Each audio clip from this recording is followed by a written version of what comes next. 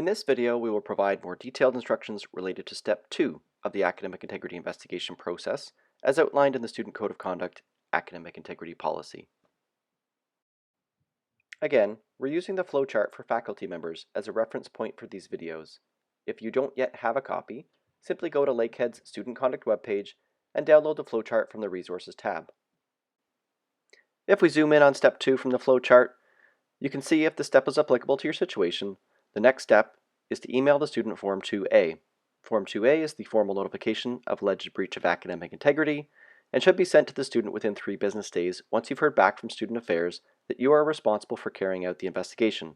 The purpose of this second step is to confirm the process with the student so that they understand you as the instructor will be carrying out the investigation, and it begins the process of setting up a meeting. Just like the other templates, Form 2A can be downloaded from the Resources section of the Student Conduct webpage. Once you've downloaded Form 2 and open it up in Microsoft Word, you can see that it's very similar to Form 1 in some ways. There is the same section here for you to describe the allegation. If the description was complete in the Form 1, this section will be exactly the same. You can just copy and paste your original description here. But if it wasn't complete, this is your opportunity to share more details and perhaps attach any accompanying evidence that the student should have access to prior to the meeting in order to be adequately prepared. You include your contact information here so the student can make an appointment, and you indicate the date by which they need to reply. This isn't the date of the meeting, you're just giving them 3 days to acknowledge receipt of this letter and make arrangements to meet as soon as your 2 schedules will allow it. If the student doesn't reply within 3 days, then you can send them a reminder email with a final notification, usually that's 3 days as well.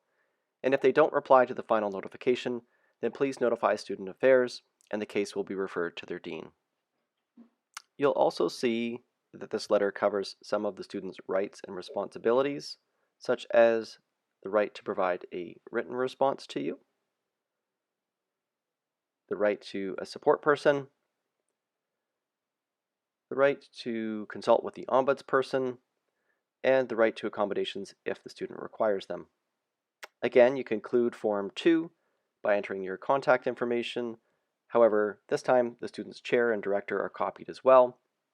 You would again delete the PDF reminder from the top of the page before you save the file as a PDF, and then move on to emailing the Form 2A to the student, remembering always to double check the email address before clicking send.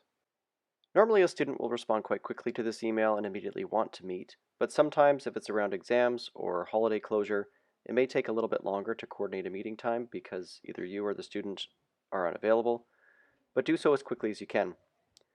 The meetings can be in person or via Zoom. Usually it's helpful to have the ability to go over the paper or the exam and review the evidence itself, but sometimes in extreme situations a phone meeting could suffice if it's the only option, and if both you and the student are in agreement. And that concludes video 2 for the Academic Integrity Investigation process. For more in-depth commentary and instructions on Step 3 and beyond, please refer to the other videos in this series. And as always, if you have any questions or need support at any point in time, please do not hesitate to contact the Student Conduct Office.